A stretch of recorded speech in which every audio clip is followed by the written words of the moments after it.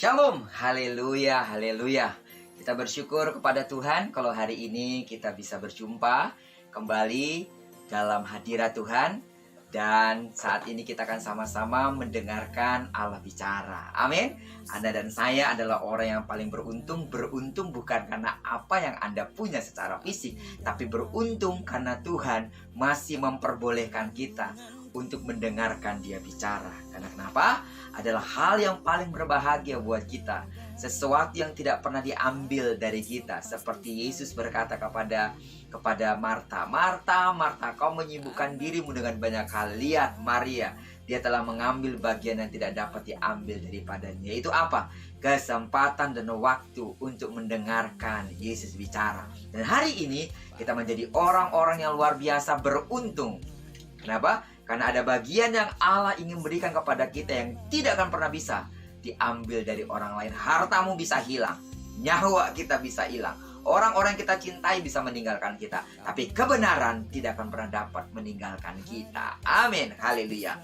Hari ini kita akan lanjut dalam pembahasan kita mengenai makna doa Bapa Kami yang diajarkan oleh Yesus. Dan hari ini kita masuk pada pembahasan yang kelima.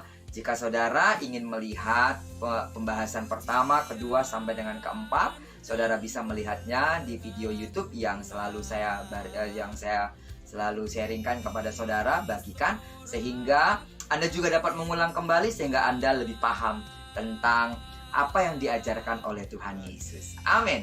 Namun seperti biasa, kita akan sama-sama menundukkan kepala kita dengan hati yang tulus. Kita akan menyebutkan sekali lagi doa Bapa Kami yang diajarkan oleh Tuhan Yesus. Mari kita menundukkan kepala kita dan menyebutkan doa ini dengan segenap hati kita.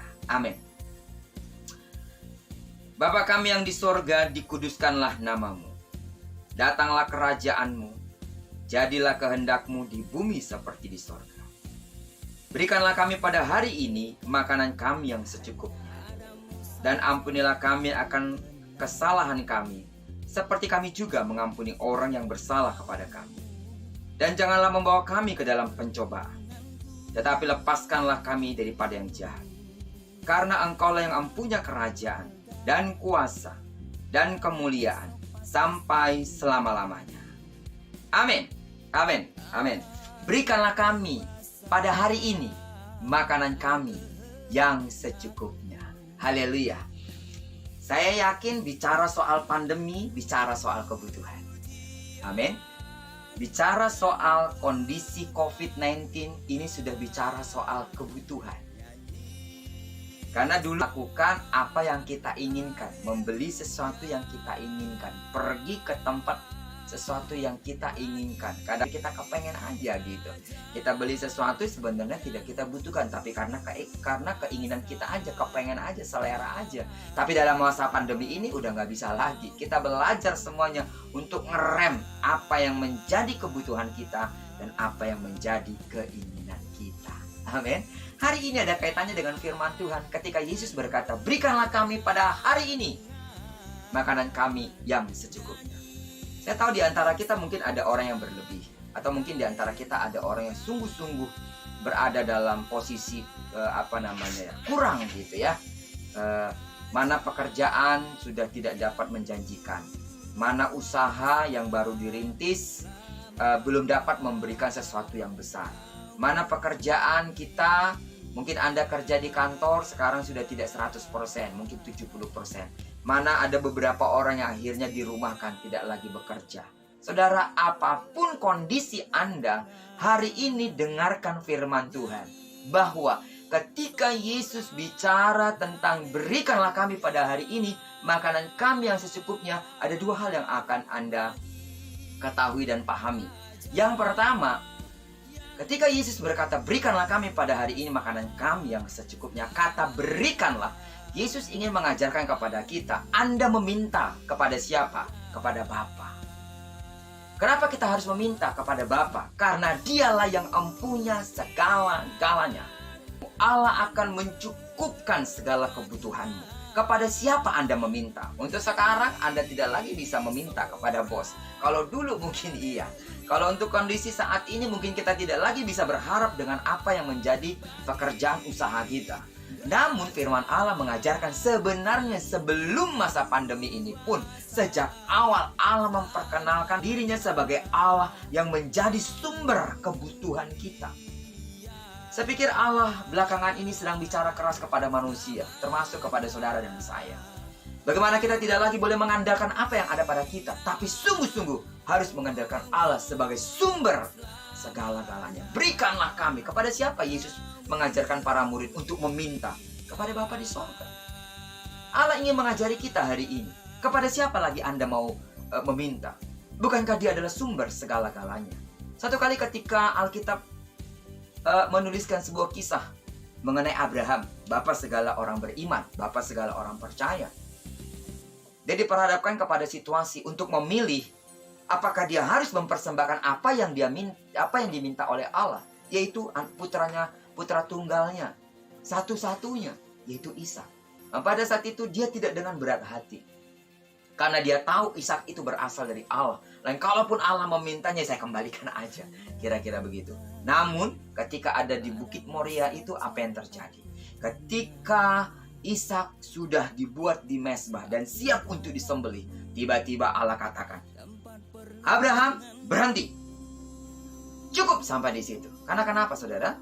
Ishak adalah anak perjanjian yang diberikan oleh Allah kepada Abraham. Abraham adalah orang yang dicintai dan dikasihi oleh Allah. Allah tidak mau menyakiti orang yang dicintai dan dikasihinya.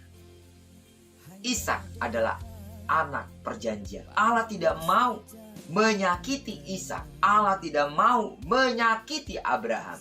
Sehingga pada saat itu Allah bilang, cukup, berhenti. Pesan yang Anda atau yang ingin saya sampaikan dari kisah itu, di luar dari apa yang akan kita bahas ini adalah, Tuhan gak pernah mau menyakiti Anda. Amin. Tuhan gak tega menyakiti saya pun menyakiti saudara. Dia tidak akan pernah membiarkan Anda tersakiti oleh apapun. Sehingga pada saat itu, ketika Abraham ingin menyembelih Ishak, lalu dikatakan cukup. Dan tiba-tiba Abraham menoleh dan dia melihat ada seekor domba yang tertambak. Dan domba itulah yang akhirnya dipersembahkan oleh Abraham. Sehingga pada saat itu ada firman Tuhan yang mengatakan di dalam Kejadian pasal 22 ayat ke-14. Dan Abraham menamai tempat itu, di mana Abraham ingin menyembelih Ishak anaknya yang diminta oleh Allah sendiri. Namun Allah tidak mau menyakiti siapapun orang yang dicintainya. Sehingga pada saat itu Abraham berkata, Tuhan menyediakan. Amin. Allah yang mencobai Abraham untuk melihat ketulusan hatinya, memberi apa yang terbaik dalam dirinya. Namun sekali lagi, Tuhan tidak akan pernah menyakiti orang yang dicintainya. Sehingga Tuhan menyediakan sesuatu menggantikan Ishak, yaitu seekor domba. Saudara, Allah yang samalah yang kita sembah. Kepada Allah yang samalah yang diajarkan oleh Yesus, sehingga kita berkata, berikanlah kami. Saudara, kepada siapa saudara berharap? Masihkah kita berharap kepada manusia? Masihkah kita berharap kepada pekerjaan kita? Tapi bukan berarti ketika kita bekerja kita tidak berharap kepada usaha kita menghasilkan kita. Atau kita ya udahlah yang penting saya kerjakan, berhasil ya berhasil, enggak juga enggak. Ini bukan itu maksud saya. Adalah ketika kita terpaut kepada Allah sang sumber itu, dengan caranya akan memberkati usaha. Amin. Ketika kita terpaut, hati kita fokus kita hanya kepada Allah, apa yang dikerjakan oleh tangan kanan dan tangan kirimu pasti dibuatnya berhasil. Tapi kadang-kadang kita lupa, lebih fokus kepada pekerjaan kita daripada fokus kepada sang sumber itu. Ya kan ya? Sia-sialah orang yang bangun pagi-pagi, kata memberkati sesungguhnya adalah Tuhan. Sia-sialah kita berupaya A, B, C kalau kita tidak sungguh-sungguh memohon kepada Tuhan untuk memberkati apa yang kita kerjakan. Karena itu, hari ini Tuhan mengajarkan satu perkara, yaitu ketahuilah Tuhan menjadi sumber segala kebutuhan kita. Amin. Jalani masa sulit ekonomi ini, jalani masa pandemi ini dengan mengandalkan dan bersandar kepada Tuhan. Setiap pagi bangunlah dan berkata, Tuhan berkati aku hari ini. Setiap kali kita menaikkan doa kita, tengadahkanlah tanganmu ke atas dan angkatlah wajahmu sungguh-sungguh ke atas dan berkata, Tuhan, Engkaulah sumber kehidupanku, Engkaulah sumber segala-galanya. Berkati apa yang dikerjakan tanganku saat ini. Sejauh mana Anda membuat dia menjadi sumber dalam hidup? Itu jadi pertanyaan. Amin. Tidak lagi bersandar kepada pekerjaan, tidak lagi bersandar kepada pikiran, tidak lagi bersandar kepada tetangga halayak ramai, tidak lagi bersandar kepada itu, tapi bersandar kepada Tuhan. Masa pandemi ini mengajarkan itu kepada kita. Bagaimana kita bersumber atau bagaimana kita mengandalkan Tuhan sebagai sumber segala kebutuhan kita. Yang kedua, pesan yang kedua dari perkataan berikanlah kami pada hari ini, perhatikan saudara, saya highlight itu. Berikanlah kami, Bapa Engkaulah sumber kebutuhanku hari ini. Berikanlah kami hari ini makanan kami yang secukupnya. Amin. Kita akan belajar hal yang kedua dari pernyataan Yesus. Pernyataan yang secukupnya, Tuhan ingin mengajarkan kita, saudara. Tuhan ingin mengajarkan kita belajar memahami kata cukup. Kita harus belajar memahami kata cukup. Sungguh-sungguh pandemi ini membawa kita untuk sungguh-sungguh mengoreksi diri kita. Selama ini mungkin kita terlalu royal dengan apa yang Tuhan berikan. Ya kan ya? Membeli sesuatu yang memang bukan kebutuhan. Ya kan ya? Mempergunakan uang bukan pada tempatnya.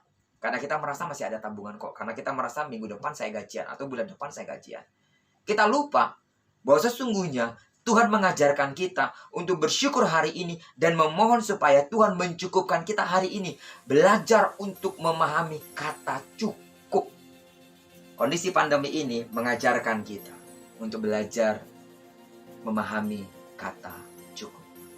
Amin, saudara. Kenapa, saudara? Kenapa Tuhan ingin mengajarkan kita rasa cukup?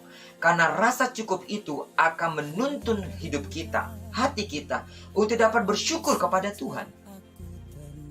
Dengan tulus kita dapat bersyukur kepada Tuhan. Saya nggak tahu, saya sedang tidak menghakimi saudara. Tapi kerap kali ketika kita punya banyak tabungan, ketika kita punya uang lebih, masih ada di deposito, kan ya? Masih ada di tabungan bank A, bank B, bank C, bank D, semuanya, ya kan ya? Terus limit kartu kredit masih ada. Kadang-kadang kita lupa untuk bersyukur dengan semua itu. Kadang-kadang kita lupa untuk bersyukur apa yang Tuhan berikan hari ini karena kita pikir kita masih punya hari esok. Karena kita pikir kita masih punya tabungan untuk hari esok. Tapi Tuhan ingin mengajarkan kita hari ini. Gak penting lagi hari esok. Yang penting hari ini nih. Lo dapat bersyukur gak? Kalau kita dapat bersyukur hari ini, untuk hari itu Anda tidak perlu khawatir. Karena kenapa? Karena rasa cukup dan syukur hari ini akan membuka pintu berkat untuk hari esok. Karena kesusahan hari ini, cukup hari ini, kesusahan esok itu punya kesusahannya sendiri. Itu sebabnya dikatakan apa? Jangan khawatir tentang hari esokmu. Lakukan saja bagianmu, yaitu mencari kerajaan Allah. Saya tahu Anda sangat familiar tentang itu, tapi saya harus berulang-ulang kali menekankan kepada kita, kepada seluruh sidang jemaat Tuhan. Kadang-kadang kita terlalu khawatir untuk hari esok sampai kita lupa untuk mengucap syukur hari ini. Kita khawatir besok itu mau makan apa. Kita khawatir besok itu. Tapi bukan berarti, perhatikan saudara, bukan berarti kita jadi lupa untuk menata hari esok. Kita harus menata hari esok. Memanage keuangan kita dengan baik. Ya kan ya? Memanage keuangan kita dengan baik.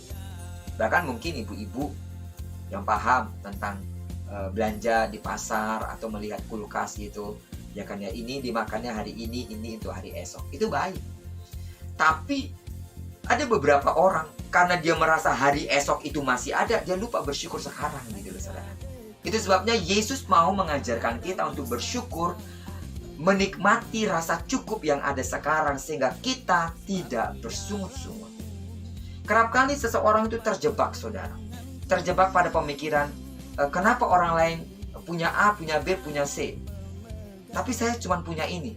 Ketika kita bilang cuma punya ini, sebenarnya kita sedang membatasi diri kita untuk bersyukur kepada Tuhan. Itu sebabnya kerap kali saya katakan, jangan pernah bandingkan dirimu dengan orang lain. Apa yang Anda punya hari ini, itu cukup untuk membuat engkau bersyukur kepada Tuhan. Amin. Apa yang kau kenakan hari ini? Apa yang kau makan hari ini? Di mana engkau tinggal? Siapa yang menjadi suamimu? Siapa yang menjadi istrimu? Berapa banyak anak-anakmu? Siapa yang menjadi ibu dan siapa yang menjadi mertuamu? Itu adalah itu adalah alasan untuk Anda bersyukur. Banyak hal yang membuat Anda bersyukur sebenarnya. Tapi karena kita terlalu membandingkan diri kita kepada orang lain, ya ampun mertuanya dia baik banget gitu ya. Ya ampun seandainya saya tinggal di rumah itu. Ya ampun mobilnya, ya ampun rumahnya, ya ampun pekerjaannya. Kita ya ampun terus gitu. Sampai kita lupa sebenarnya kita punya sesuatu yang patut disyukuri. Bersyukur karena kita masih bisa bernafas, ya kan ya. Bersyukur karena ternyata sebagai suami, sebagai istri, kita masih bertemu dengan mereka, meskipun kadang-kadang menyebalkan hati kita mungkin. Kita bersyukur karena kita punya anak, karena meskipun mungkin mereka menyebalkan kita. Kita bersyukur kita masih punya orang tua, punya mertua. Kita bersyukur masih bisa tinggal di rumah yang sederhana. Ada orang yang harus tinggal di kolong jembatan, ada orang yang harus tinggal di emperan. Kita bersyukur karena kita masih bisa makan dengan makanan yang bersih. Ada orang yang ngorek-ngorek sampah, saudara. Benar nggak? Kita bersyukur masih bisa berpakaian dengan lengkap. Sampai kepada seluruh tubuh kita masih tertutupi dengan baik. Ada orang-orang yang cuma pakai celana pendek aja kemana-mana udah gak punya baju. Kita bersyukur karena kita masih punya sendal. Kita bersyukur karena kita masih punya sepatu. Kita bersyukur. Banyak alasan untuk Anda bersyukur. Cuman kadang-kadang ketika kita membandingkan diri kita kepada orang lain, di situ kesempatan iblis untuk menutup mata kita, mensyukuri apa yang kita punya. Karena itu Yesus mengajarkan kita. Berikanlah kami pada hari ini makanan kami yang secukupnya. Belajarlah untuk hidup cukup. Amin, saudara. Saudara pasti masih ingat tentang kisah bagaimana Allah membawa bangsa Israel keluar dari Mesir. Allah mengajarkan mereka untuk hidup dengan rasa cukup. Selama kurang lebih 40 tahun, mereka harus makan mana. Nah, tahu saudara, mana itu dikasih oleh Allah pada pagi-pagi buta. Dan mereka tidak boleh menyimpan mana itu untuk hari esok. Mereka harus memakannya atau mengambilnya cukup hari itu. Kalau mereka menyimpan untuk hari esok, maka didapati makanan itu menjadi busuk. Artinya Allah ingin bangsa Israel yang ada di padang gurun itu terus bersandar kepada Tuhan untuk hari esok. Kalaupun Anda punya uang lebih, jangan pernah bersandar pada uang lebih. Kalaupun Anda punya uang deposito, jangan pernah bersandar pada uang depositomu. Karena dalam hitungan jentik begini, semua deposito kita bisa hilang. Betul, saudara? Tapi kalau kita punya Allah, mau dijentik orang, mau banknya tutup, mau apa gitu, Anda akan tetap kebutuhannya terpenuhi. Karena kenapa? Karena Anda tahu sumbernya itu adalah Allah. Amin. Orang-orang Israel begitu membuat Allah marah, ya kan ya? Karena setiap kali Tuhan katakan jangan pernah menyimpan makanan itu untuk hari esok, simpan hari ini saja. Namun ketika mereka tiba pada hari Sabat, Tuhan katakan untuk hari esok kumpulkan, karena besok hari Sabat. Karena kalau bagi bangsa Israel dikatakan menghormati hari Sabat, itu berarti mereka tidak bekerja, dan mereka tidak boleh mengumpulkan makanan itu untuk pas hari Sabat. Tuhan maunya mereka itu berhenti dan diam di rumah. Dan ketika mereka berhenti dan diam di kemah-kemah mereka punya mana itu, dan anehnya mana itu nggak busuk loh, saudara. Ketaatan bangsa Israel untuk menyimpan mana itu sesuai dengan perintah Allah, maka mana itu tidak busuk. Tapi ketika bangsa Israel berontak ketika Tuhan bilang jangan kumpulkan untuk hari esok, orang Israel itu mengalami mananya itu busuk. Artinya apa? Ketika kita mematuhi, ketika kita taat kepada perintah Allah, maka di situ sesungguhnya Tuhan akan berkarya. Amin. Bangsa Israel dicukupkan sehari lepas sehari, dan Tuhan mencukupkan segala kebutuhan mereka. Allah yang sama yang akan mencukupkan keseharian kita. Amin. Kita tidak tahu seberapa jauh atau seberapa lama kondisi pandemi ini akan kita hadapi. Kita nggak tahu nih, dengan beberapa minggu kita akan meninggalkan tahun 2020. Doa saya, Tuhan, cukuplah pengalaman yang begitu yang begitu luar biasa sepanjang tahun 2020 dari mulai bulan Maret, saudara, sampai akhir November ini, ya kan, sampai nanti mungkin Desember masih kondisinya begini. Saya bilang secara pribadi, Tuhan, cukuplah ya, karena kita sudah mengalami berbagai kesulitan dalam berkomunikasi secara langsung dengan sahabat, dengan teman, kesulitan dalam beribadah juga untuk datang ke gereja, kesulitan juga dalam bekerja, banyak kesulitan. Namun di situ Tuhan mengajarkan kita sampai detik ini Tuhan masih memelihara kita. Dan hari ini Allah ingin menegaskan kembali kepada kita, tetaplah bersandar kepada Allah sebagai sumber kebutuhan. Tetaplah bersandar kepada Allah dan hiduplah dengan rasa cukup hari ini. Apa yang Anda punya itu menjadi alasan Anda untuk mengucap syukur kepada Tuhan. Keinginan manusia itu banyak, betul ya? Saudara dan saya pasti punya keinginan yang banyak. Kalau saya memberikan sebuah kertas kosong lalu saya tuliskan apa yang Anda inginkan, maka mungkin Anda akan bilang, Pak Pendeta, Pak Joner, tolong dong tambahkan saya kertas satu lagi, karena banyak keinginan saya. Namun minggu lalu kita sudah belajar bahwa kehendak kita dengan kehendak Allah kerap kali tidak sama. Kehendak kita kerap kali kepada kemauan dan egois kita. Tapi kalau sudah kehendak Allah, itulah yang menjadi kebutuhan kita. Dan yang diajarkan Tuhan sekali lagi hari ini, jangan menjadi keinginanmu, tapi biar itu menjadi kebutuhan. Amin. Sehingga dengan demikian kita tidak stres menghadapi hidup. Amin. Hari lepas hari, kalau kita masih bisa bangun, mengucap syukurlah. Setiap hari kalau apa makanan yang Tuhan sudah sediakan buat kita, meskipun itu sangat sederhana, ucapkanlah syukur. Kalau kita masih bisa bangun, kalau kita masih bisa bersama dengan orang-orang yang kita cintai, tidak ada alasan kita tidak dapat bersyukur. Amin. Kiranya kecukupannya daripada Tuhan menjadi bagian kita. Ayat yang terakhir, saya ingin bacakan buat kita semua. Di dalam Filipi pasal 4 ayat 19. Susah sekali saya mendapatkan ini. Filipi pasal 4 ayat 19. Allahku akan memenuhi segala keperluanmu. Bukan segala keinginan loh. Allahku akan memenuhi segala keperluanmu menurut kekayaan dan kemuliaannya dalam Kristus Yesus. Amin. Hidupi firman ini. Tuhan akan memenuhi segala keperluanmu. Bukan Tuhan memenuhi segala keinginanmu, tapi Tuhan memenuhi segala keperluanmu. Bijaklah hidup di dalam menghadapi masa pandemi ini. Jangan terlalu hiraukan dulu segala hal yang kau inginkan. Ingin A, ingin B, ingin C. Banyak hal yang mungkin kita inginkan. Tapi hari ini Tuhan ingin mengajarkan kita, biar kiranya kita hidup hari lepas hari dengan bersyukur dan memohon kepada Tuhan untuk mencukupkan segala kebutuhan kita hari lepas hari. Dan bersandar kepada Tuhan, Sang Sumber segala-galanya. Amin. Haleluya. Doa saya adalah firman ini dapat menguatkan kita, membuat rohani kita semakin menyala-nyala di hadapan Tuhan, mengetahui Dia adalah sumber, dan belajar untuk mencukupkan diri atau merasa puas, merasa cukup dengan apa yang ada sekarang, karena memang itu yang Tuhan mau. Dan semoga firman ini akan terus hidup di dalam diri kita. Hadapi masa pandemi ini dengan ucapan syukur dan sesungguhnya kepada Allah. Amin. Karena Dia adalah sumber segala kebutuhan kita, dan Dia akan mencukupkan kita hari lepas hari. Amin. Tuhan Yesus memberkati kita.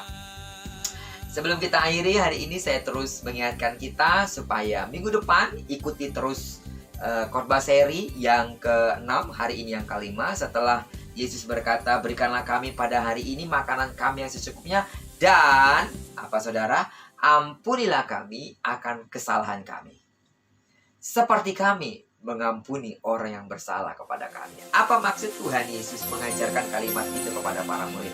Temukan makna doa Bapa kami yang keren ini, sehingga kita semakin berakar, semakin kuat, dan semakin bertumbuh di dalam Tuhan. Tuhan Yesus memberkati kita semua. Amin. Shalom. Haleluya. Hanya dekat padamu saja aku tenang.